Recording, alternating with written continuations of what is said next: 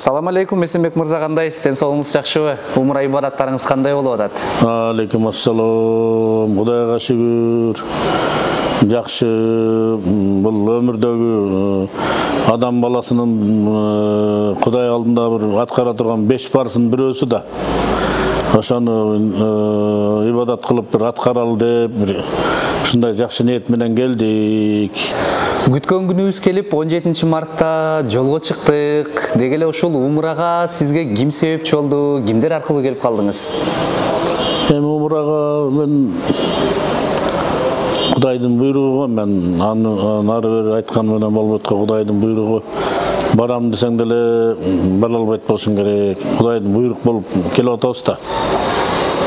15 күндүк умурада 19 адам менен чогуу болдук. Ошол 19 адам менен бир жумага жакын күндү Мекке жана Мадина шаарында өткөздүк. Ошол күндөргө бир токтолуп кетсеңиз. Рахмат, жакшы болот. Эми бул балким башка бир туугандар ойлойт болуш керек, бул турист болуп келди, жемдеги кандай оюбузда деле жок. Биздин негизги милдет ушул мусулманчылык адам баласында ушу 5 парыздын бирөөнү аткаралы деп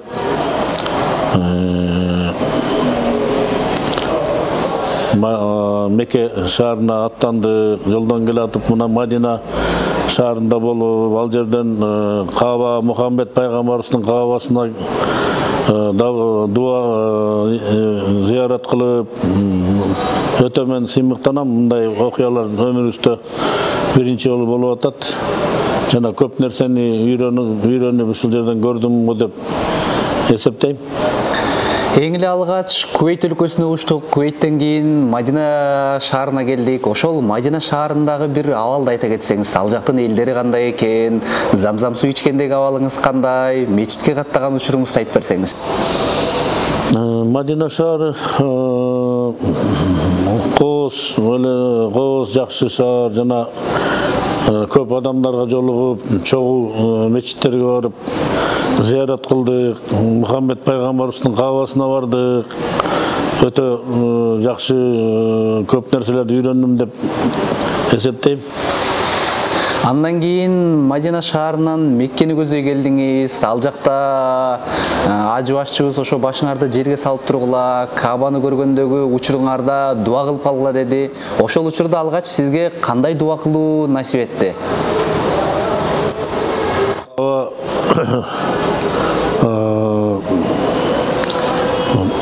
Жерине келгенде өтө толкундануу менен, жакшынакай ниет менен, жакшынакай пейил менен, жакшы ой менен келсең кабыл болот дешти. Ошондой эле жакшы ой менен, жакшы ниет менен келип, ошо Кудайдан, Аллахтан суранабыз, зыяратыбыз кабыл болсун. Бул жерде келгенден кийин бир жакшы нерселер үйрөтүп, мурдагы өзүбүздүн акыбалыбыздан өзгөрүү болсун деп мен өзүм Аллахтан тилеп атам. 65 жашка келдиңиз. Ушул жашта эмнелерди түшүнө алдыңыз, кандай нерселерден сабак алдыңыз, айтып кетсеңиз. 65 жашка келгенде көп нерсени мурда жаш кезде түшүнбөй жүргөнбүздөн, биз эми баягы илгерки заман менен азыр кийин заман өзгөрдү. Мына мусулманчылыктарды илгери куугунтук калчу эле, намаз окугандарды, эмнелердин баарын, ошо динде жүргөн адамдарды. Азыр эми андай жок да.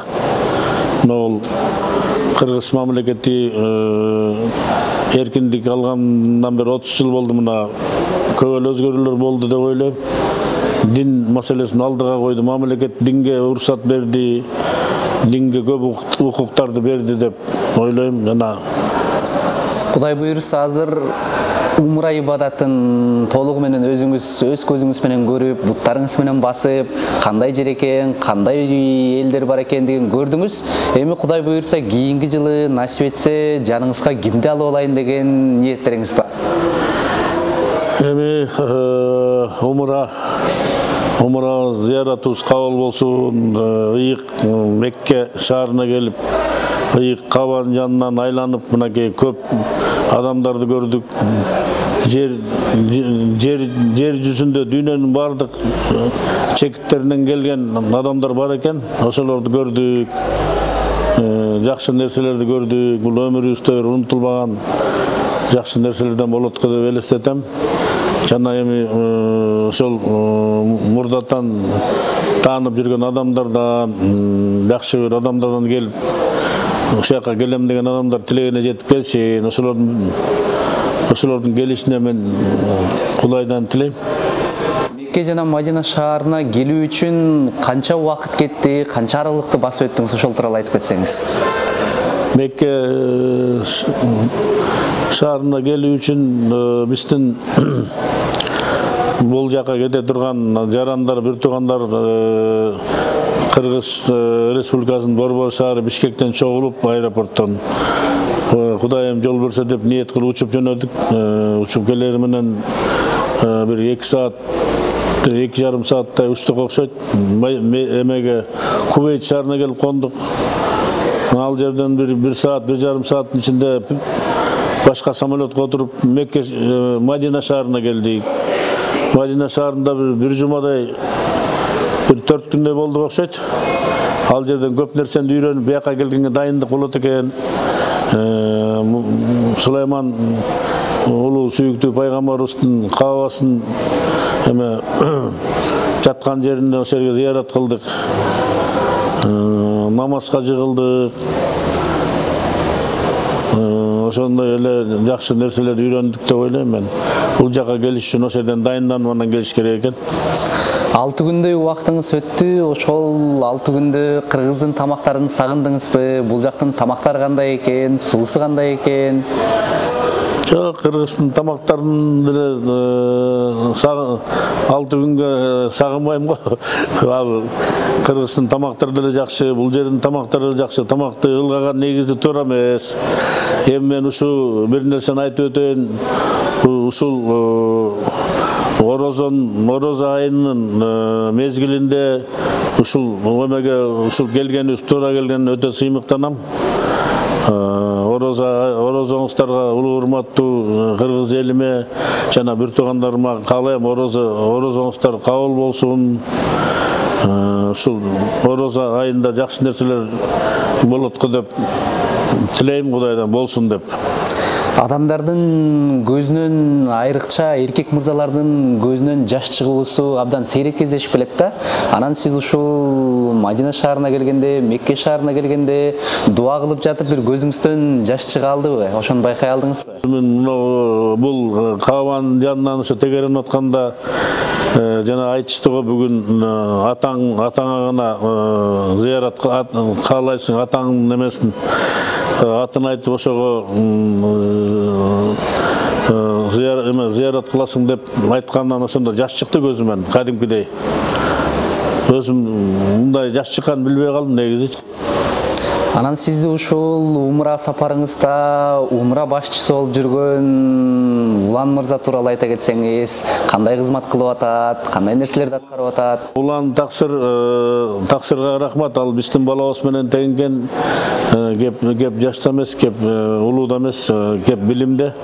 Өтө билимдүү, сабаттуу. Ушул мусулманчылык билимге берилген, көп нерсени түшүнгөн жигит экен. Биздин билбеген нерселерибиз мындай карасак көп экен, ошо үйрөтүп, жол көрсөтүп, мындай кылгыла деп көп нерселерди айтып бизге үйрөтүп атат. Кудай буйрса, эми сиздин интервьюңуздун акыркысы болсун, жалпы эле кыргыз элине бир кайрыла кетсеңиз, деги эле ушул умра ибадатына келүүгө бир өзүңүздүн насаатыңызды айта кетсеңиз. Рахмат, жакшы суроо болду. Улуу Рамазан айында жалпы кыргыз элимди, жалпы эле ушу элди, дүйнөдөгү ушу биз менен да көп киши адамдар жүрүп атат. Ушу Рамазан айы кабыл болсун.